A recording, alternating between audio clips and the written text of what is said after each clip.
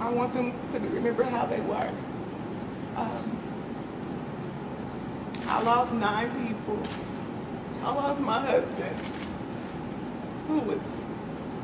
he would have killed a rock over anybody, over my family. He was so loving.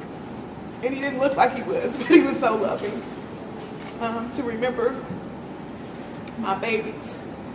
My oldest son was Reese, who was on the autism spectrum, but he made every day worth living and knowing. And he was the happiest, sweetest little boy anybody would ever want to meet.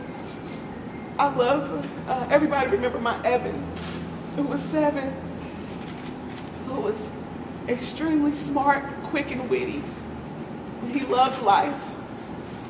And he was a great brother, a big brother and a little brother.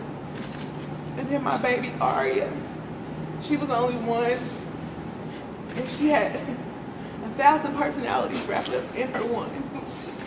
She would blow kisses and she would fight.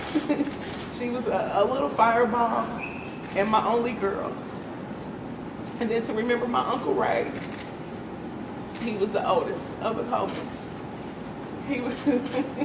He liked to laugh and have a good time.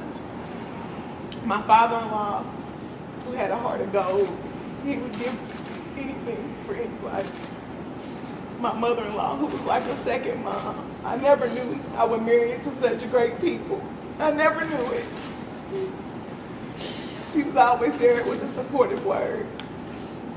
My sister-in-law, who I call my sister because she was so loving. And she'd do anything for her family. For my nephew, Max. The sweetest baby ever. He loved big hugs and warm kisses.